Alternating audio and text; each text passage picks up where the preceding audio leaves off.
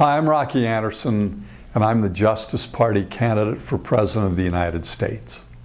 I've also been nominated by the Independent Party in New Mexico and the Progressive Party in Oregon, and I'm seeking the nomination of the Peace and Freedom Party in California.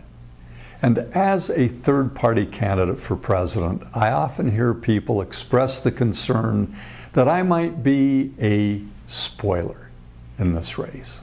And by that they mean that I might take away votes, as if one takes away votes, from the candidate with whom I have the most in common and help elect the candidate with whom I have the least in common. And I've thought long and hard about this.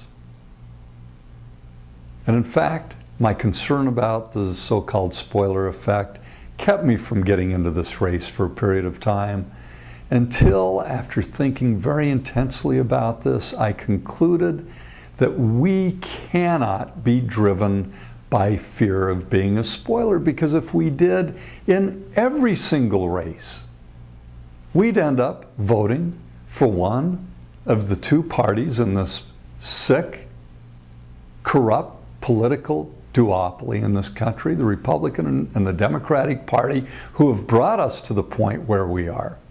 And we've got to break out of that. Regardless of whether it means we're going to win or lose a particular election, we have to come together and build a long-term, sustained movement. And the way to get that started is for as many people as we can possibly get behind this race to vote for a very different way. There are three basic responses to this so-called spoiler argument. First, we're stuck in a very corrupt game in which we simply move around the players, a Democrat here, a Republican there, every election.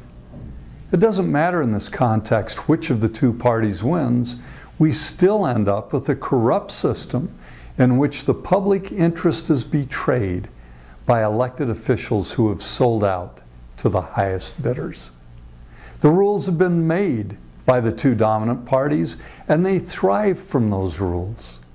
If we're ever going to break out of that perverse game and create a new paradigm where concentrated wealth no longer calls the shots in Washington, we need to vote for a real alternative. We may not win this election, but each of us can send the message that we will not stand for this diseased plutocracy anymore. Not to make light of any of this, but I saw a cartoon recently that makes the point powerfully. That cartoon says, choosing among Republican or Democratic candidates for president is like choosing between a window seat or an aisle seat on a plane crash. Our job is to do all we can to save our nation from that plane crash. The second argument against this so-called spoiler argument, we need to, each of us, draw our own moral and political lines in the sand and determine where that point is beyond which we will not go. I've drawn my line. I've determined that I cannot support someone who will engage in or ramp up wars of aggression, who covers for Wall Street and refuses to hold accountable those responsible for the massive financial fraud leading to the economic disaster faced by millions of people in this country, who ignores the responsibility to provide leadership on the climate crisis, who ignores due process and targets U.S. citizens for assassination, and who gives the orders for drone killings, where we know that hundreds of innocent men, women, and children have been killed in the process in nations where Congress has not authorized acts of war in violation of the War Power Clause of the Constitution, and who has signed into law The power of government to round people up and indefinitely detain them without trial, without charges, without the right of habeas corpus, and even without the right of legal assistance. I know someone might be worse than that person, but in every race, someone is going to be worse than the other. That doesn't mean I'll support the other.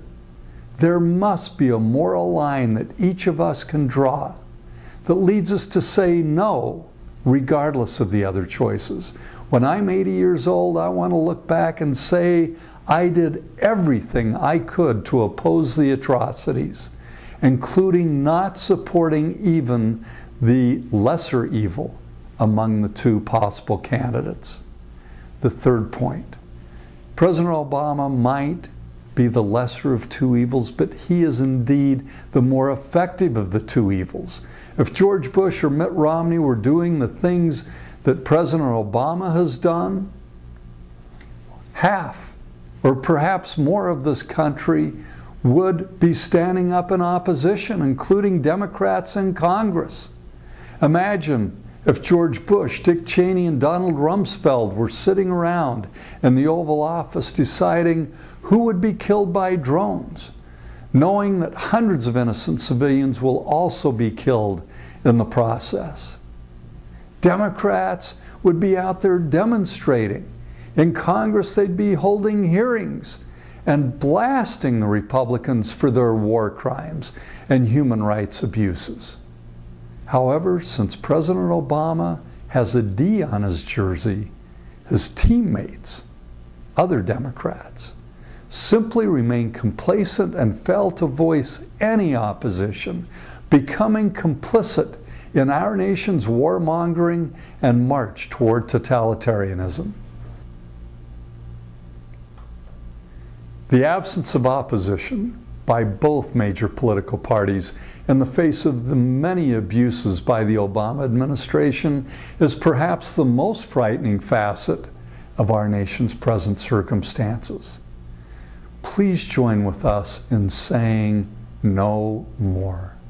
Make your vote count, along with those of many others, to signal your insistence that we eliminate the corrupting influence of money in government and that we restore the rule of law, the system of checks and balances, and fundamental constitutional values. I'm Rocky Anderson, and I approve this message. This message was paid for by Rocky Anderson, Our President 2012, Inc.